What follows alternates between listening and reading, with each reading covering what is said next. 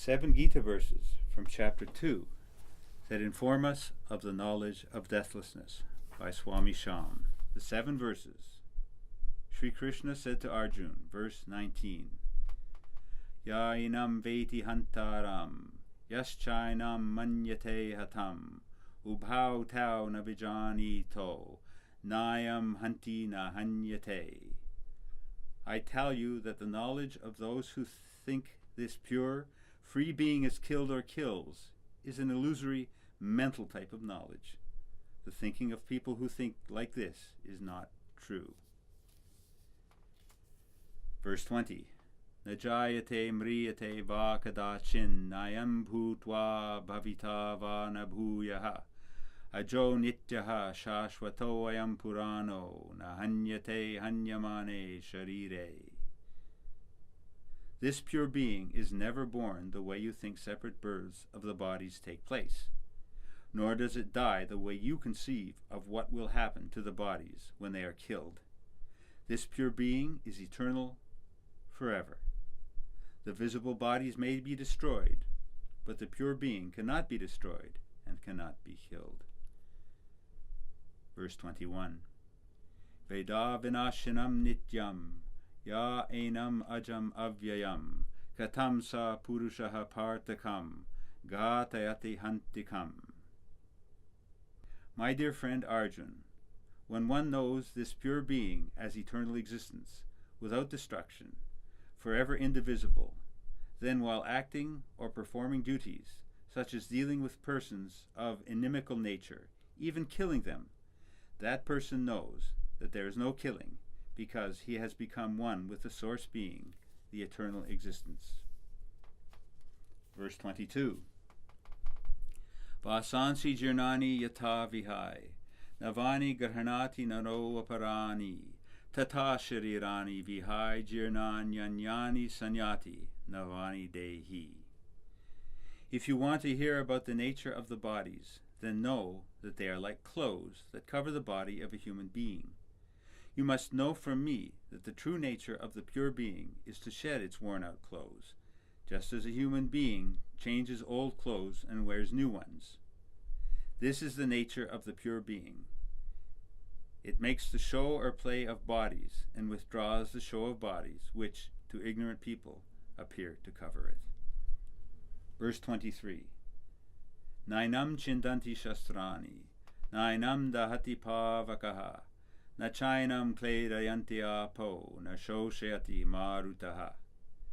This pure being is the pure existence, which cannot be cut by weapons, and cannot be burnt by fire, cannot be made wet by water, and cannot be dried or blown by the wind.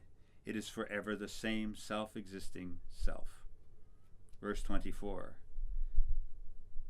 Achedayo ayam adahayo ayam akledayo ashosha eva cha nityaha sarvagataha stanur achaloyam sanatanaha. This pure being is the space that cannot be cut, cannot be burnt, cannot be made wet, and cannot be dried, because it is eternal. The ignorant person does not know it as the essential being, because it is all-pervading. Yet the pure being knows it alone is, whether it remains unobvious or becomes obvious. Verse 25. Avyaktoyam achintayoyam avikaryoyam uchyate tasma devam viditvainam nanushochitum marahasi. Arjun, you must know this pure being is invisible, this pure being is beyond thought, and this pure being is without modification. Having realized this, you must not drop your actions and sit feeling sad and sorry without performing your duty at this moment of inevitable necessity. Technique.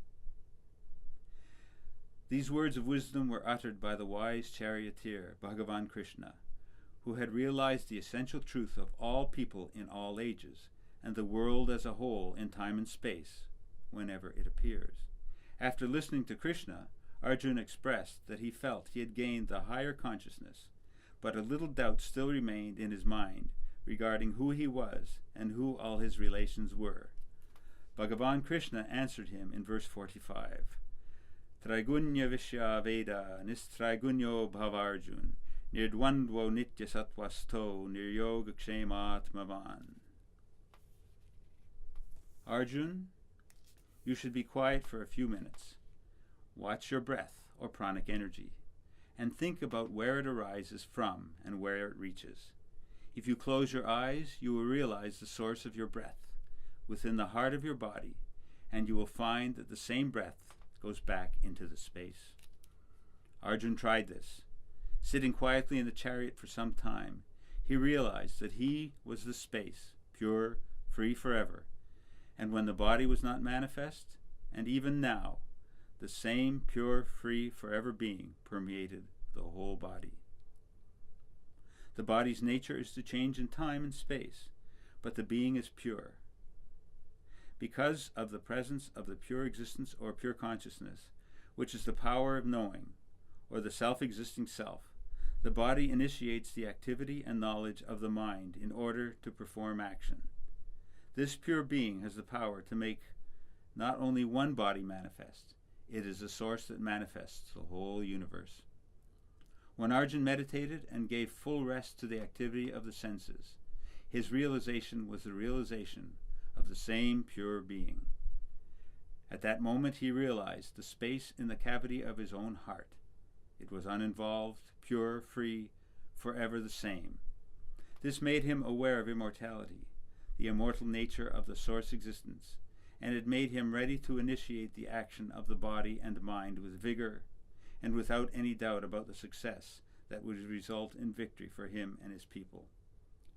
In this story, the event was a war that was caused by the injustice done to a man, by those who were ignorant and who had not realized the sameness of the source existence of all human beings, which is pure, free, forever.